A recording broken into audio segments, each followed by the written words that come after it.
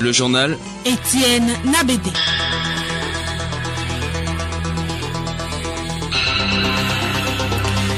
Mesdames, Messieurs, bonjour et bienvenue dans ce journal. Voici le sommaire. 74e session de l'Assemblée générale des Nations unies. Les dirigeants du monde aujourd'hui au chevet de la planète, des chefs d'État ou de gouvernement, mais aussi des responsables de finances, des affaires et de la société civile participent au sommet Action Climat 2019. Objectif, appuyer la mise en œuvre de l'accord de Paris et renforcer les ambitions en matière climatique. Le défi est donc planétaire. Le réseau ouest-africain pour l'édification de la paix ONEP Togo cherche à atténuer la violence électorale. Il tient depuis ce matin un atelier de formation de 10 jours à l'intention des organisations de la société civile. 20 millions de francs CFA, c'est l'enveloppe financière que la délégation de l'Union européenne met à la disposition de Africa Global Recycling. Ce montant va servir à étendre le programme Moi je trie à plusieurs écoles de l'intérieur du pays. Et puis sport, Coupe UFOA Sénégal 2019, les éperviers du Togo débutent cet après-midi les entraînements au stade municipal de Lomé. Une liste de 21 joueurs a été retenue à cet effet.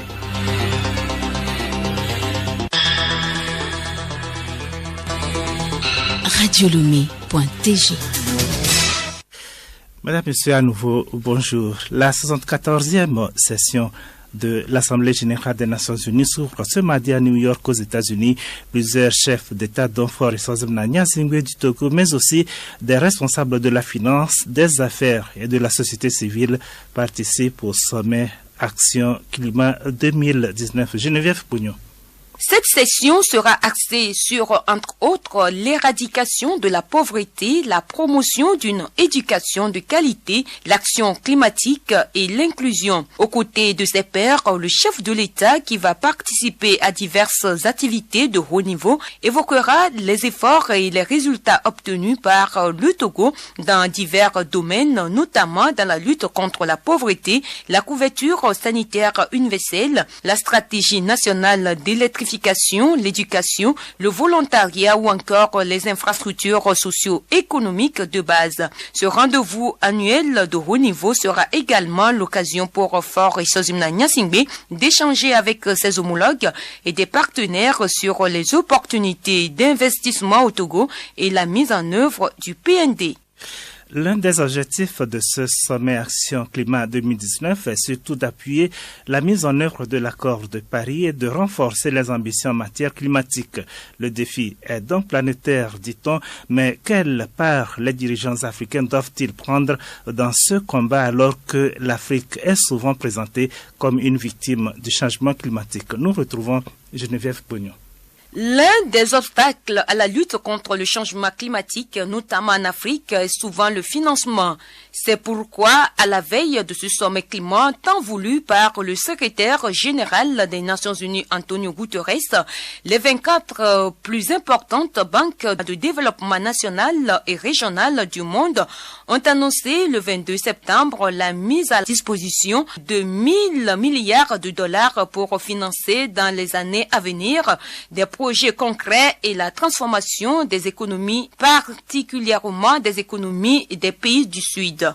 Hier, Antonio Guterres a lui convoqué un sommet extraordinaire sur le climat avec à l'ordre du jour des objectifs très ambitieux, moins 45% d'émissions de gaz à effet de serre d'ici 10 ans, zéro émission en 2050. Mais pour les pays africains, la difficulté est que ces objectifs doivent être atteints tout en faisant croître leurs économies. Pour participer à l'effort planétaire pour le climat, nombre de pays africains se trouvent face à une contradiction. Car selon les scientifiques, 7 des 10 pays les plus touchés par le dérèglement climatique sont sur le continent de la Sierra Leone à l'Érythrée. Les rivages, les villes, mais surtout les besoins alimentaires des populations sont directement menacés. L'ONU pousse à plus de frugalité, donc alors même que les gouvernements africains disent vouloir se développer davantage, c'est-à-dire produire plus. Alors pour atteindre atteindre les objectifs de l'ONU, les économies du continent devraient être radicalement transformées. L'agriculture doit être repensée pour le bien à la fois des peuples et des sols. Merci à toi Geneviève Pogno. Les relations entre la Banque mondiale et le Togo sont toujours au beau fixe, annonce faite ce matin par la représentante résidente de l'institution financière au Togo, Awa Sese Owage. C'était lors d'un tête-à-tête avec le chef du gouvernement, Komi Silom Klasso. Cet entretien a également permis à Madame Awa Sese Owage de réaffirmer la ferme volonté de son institution à s'aligner sur les propres qui étaient définis par le plan national de développement PND. Awa Sese Owage au sortir de l'audience.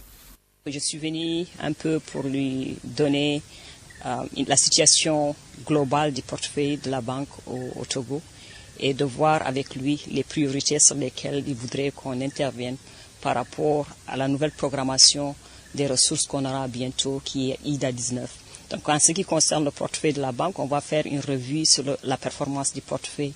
Le 4 octobre, on a parlé de comment la primature peut continuer à travailler avec la Banque mondiale pour augmenter la capacité d'absorption du pays. Je pense que c'est ce qui est le plus important. Il ne s'agit pas seulement de mobiliser des ressources concessionnelles pour le Togo, mais il s'agit aussi de les exécuter et de les exécuter dans le temps. Comme vous savez, le portefeuille de la Banque mondiale au Togo est d'environ 400 millions de dollars. La capacité d'exécution au cours des 12 derniers mois a été bonne et on espère continuer à travailler avec les différents ministères et la primature sous le leadership du Premier ministre afin que cette capacité d'absorption continue à s'améliorer. Les priorités seront à peu près ceux qui sont déjà définis dans le plan national de développement du Togo 2018-2022 et on s'aligne sur ces priorités-là.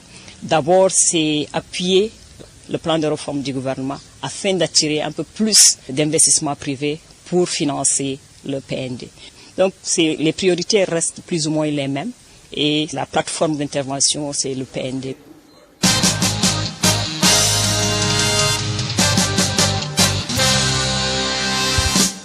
La suite de ce journal, la délégation de l'Union européenne et les ambassades de France et d'Allemagne au Togo renouvellent leur engagement à l'entreprise Africa Global Recycling dans la mise en œuvre de son programme Moins Feutré au profit des écoles. Ce geste d'accompagnement s'est matérialisé hier par une signature de partenariat à Lomé. Amara Moussa. De montant de 20 millions de francs CFA, cet accompagnement des 3 représentations diplomatiques accréditées au Togo va permettre à l'entreprise de revalorisation des déchets d'étendre ses activités dans plusieurs écoles sur toute l'étendue du territoire national. La signature du partenariat qui implique, outre les représentations diplomatiques, Africa Global Recycling et le gouvernement togolais intervient dans le cadre de la célébration de la semaine de la diplomatie climatique. Edem Dalmeida, directeur général de Africa Global Recycling. Le corps diplomatique, les missions de coopération ont souhaité porter ce projet et nous permettre d'atteindre 100 nouvelles écoles chaque année. Pour la première fois depuis 3 ans, c'est cette année que Moi Je Trie sortira de Lomé. Les villes de Kara, de Kpalimé, de Tchévié, d'Atakpamé, de Sokodé, d'Aneho sont déjà les villes cibles dans lesquelles nous allons installer désormais les bacs de tri sélectifs. Pour cette année scolaire, l'appui de l'ambassade d'Allemagne s'élève à 5 millions de francs CFA. Mathias Veltin, ambassadeur d'Allemagne au Togo. Un atelier de formation de 10 jours en gestion des conflits électoraux s'est ouvert depuis ce matin à Lomé. La rencontre qui s'adresse aux organisations de la société civile a été initiée par le réseau ouest-africain pour l'édification de la paix avec l'appui financier de l'Union européenne. La formation entend contribuer à l'atténuation de la violence lors de l'élection présidentielle de 2020. Marie-Claire Pagnon. Il s'agit donc pour les participants au cours de cet atelier financé à travers le projet Suivi, Analyse et Atténuation de la violence et EMAM de partager les expériences, discuter des stratégies pour d'importantes contributions au profit de la préservation de la paix au Togo pendant les processus électoraux. Julien Nounontin-Oussou, coordonnateur du projet EMAM. La rencontre de ce matin a un double objectif. D'abord, lancer le projet IMAM, qui est un projet de suivi, d'analyse et d'atténuation des risques de violence électorale. un projet régional qui couvre 7 pays de l'Afrique de l'Ouest qui ont leurs élections d'ici à 2021. 7 pays dont le Togo. Et le deuxième objectif de cette activité, c'est de lancer des initiatives de ce projet régional qui est la formation des organisations de la société civile du Togo sur la gestion des conflits électoraux. Selon WANEP Togo, si la plupart des processus électoraux des dernières années en Afrique de l'Ouest se sont déroulés librement et pacifiquement, des violences ont pu cependant se produire dans plusieurs endroits, dont le Togo en 2005. WANEP Togo entend donc travailler avec des organisations nationales à identifier les risques potentiels de violence électorale en développant et en surveillant un ensemble d'indicateurs et en analysant les données obtenues afin de pallier au phénomène. Assis Abalo, commissaire divisionnaire de police représentant le ministre de la décentralisation, tout en se réjouissant de l'initiative de WANEP, n'a pas manqué d'exprimer sa gratitude à WANEP et ses partenaires. Je tiens également à exprimer ma profonde gratitude aux partenaires techniques et financiers, à la chef de délégation de l'Union européenne au Togo, ainsi qu'à son institution pour leur soutien multiforme et appréciable. Je voudrais associer à ces sentiments de gratitude les parties prenantes au processus électoraux dans notre pays, notamment les organisations de la société civile et en particulier le WANEP pour son précieux accompagnement, et ce, dans un esprit profondément républicain et de neutralité. Ouverture ce matin à Lomé d'un atelier régional sur l'accélération d'un environnement porteur pour l'équité, non-discrimination et le concept ne laisser personne derrière. Organisé par Water Supply and Sanitation Collaborative Council, la rencontre va permettre à toutes les personnes, en particulier à celles en situation de vulnérabilité, d'exercer leur droit à l'assainissement et à l'hygiène dans la dignité et la sécurité. Il s'agit également de résoudre le problème de défécation à l'air libre au Togo. Caroline Van der Horden, chef unité et soutien technique du projet. Pour nous, par rapport à l'assainissement et l'hygiène, ça commence tous avec le comportement des gens. Donc, on doit programmer pour assurer que les gens comprennent l'importance d'avoir une latrine, de bien maintenir une latrine. Donc, nous soutenons des programmes qui commencent avec changer le comportement des gens. Après, il y a un soutien avec les gens, les communautés, pour bien comprendre comment construire des latrines de bonne qualité, qui sont un peu durables, et comment ça faire avec les matériaux, avec leurs propres ressources. Lutte contre le VIH-Sida, le projet d'Indji de l'organisation du corridor Abidjan-Lagos prend fin ce mois de septembre. La cérémonie de clôture du projet s'est déroulée ce matin à Lomé. Le projet d'Indji, qui a duré 4 ans, a ciblé des populations clés et des ONG partenaires. Yao Kamake. Ce projet d'Indji qui arrive ainsi à terme est une initiative du gouvernement américain avec pour objet de renforcer la qualité des services VIH-Sida transfrontaliers offerts aux populations clés. Koné Idrissa, secrétaire exécutif de l'organisation du corridor Abidjan-Lagos. Nous avons mis en place un projet pilote qui se déroule au Bénin, au Togo, pour améliorer la qualité des services de façon concrète, renforcer les capacités en termes de formation et d'équipement, donner les moyens aux pères éducateurs. Après 4 ans, on a remarqué qu'avec ce qu'on a mis en place et les stratégies nouvelles, on a pu booster la fréquentation des centres. Avant ce projet, c'était pas ça. Le projet d'Indji est exécuté sur les portions des frontières Togo-Bénin du corridor. Sa mise en œuvre a fait naître de bonnes pratiques au profit des bénéficiaires. Les populations clés que sont les professionnels du sexe, les hommes qui ont des rapports sexuels avec deux hommes, arrivent maintenant, sont mis en confiance, arrivent dans le centre. Ils utilisent mieux les préservatifs. Comme vous le savez, c'est le seul moyen de se prévenir contre le mal. Ces populations clés-là se protègent mieux. Et enfin, elles font leur dépistage. Si vous n'êtes pas dépisté, on ne connaît pas votre statut. Donc, avec tout ce qu'on a mis en place, elles sont en confiance, elles fréquentent les centres, elles se font dépister, elles sont encouragées par leur père. Les professionnels du sexe et les hommes ayant des rapports sexuels avec d'autres hommes ont salué la pertinence du projet d'Indji qui a permis une véritable prise de conscience et un changement de comportement. Le journal Étienne Nabédé.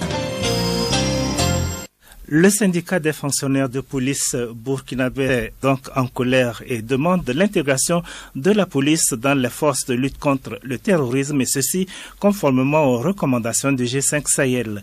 Ils se disent victimes du comportement de certains responsables militaires qu'ils accusent de détenir des armes destinées aux unités d'élite de la police dans le cadre de la lutte contre le terrorisme. Selon les policiers, aucun texte juridique n'interdit la dotation de la police en armement nécessaire à cette lutte. Du coup, l'Union Police nationale demande l'intégration de la police dans le plan de lutte contre le terrorisme comme prévu par le G5 Sahel.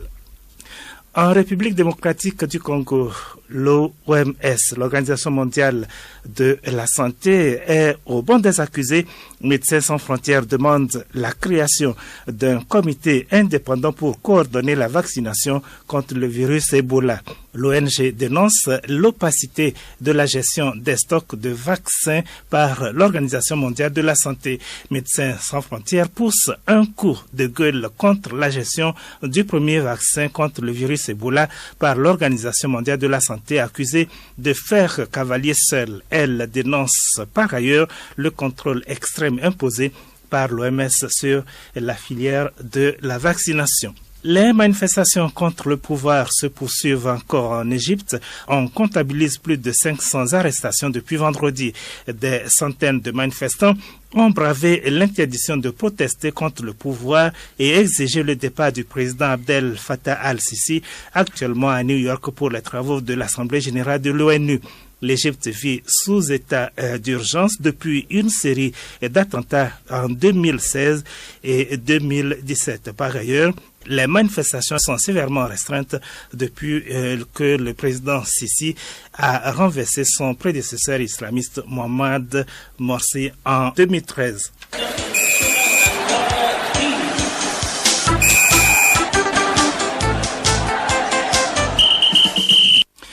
Du sport et football pour clôturer cette édition. Coupe UEFA Sénégal 2019, 21 joueurs éperviers débutent les entraînements à partir de 16h cet après-midi. La compétition qui va du 28 septembre au 13 octobre prochain se joue en 2 phases. Théophile Dandakou.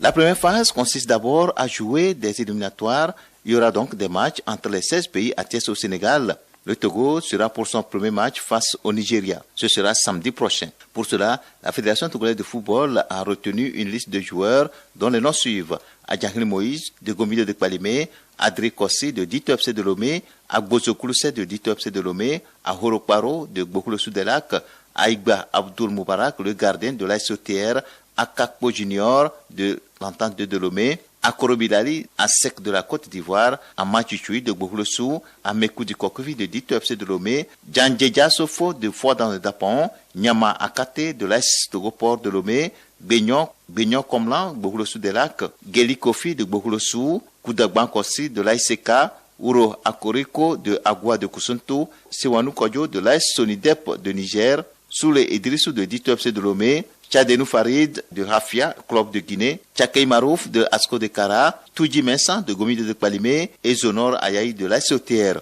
Tous sont invités ce mardi au stade municipal de Lomé à partir de 16h pour l'entraînement. Voici les différentes confrontations pour cette éliminatoire phase 1. Sénégal-Guinée, Ghana-Gambie, Nigeria-Togo, Maroc-Libéria, Mali-Niger, Côte d'Ivoire-Cap-Vert, Burkina Faso-Mauritanie et puis Guinée-Bénin.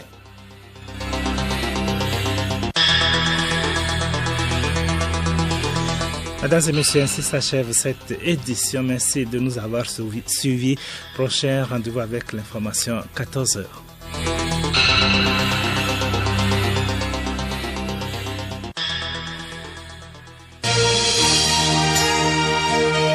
Radio Lomé, boîte postale 434, email radiolomé@radiolomé.tg. radiolomé.tg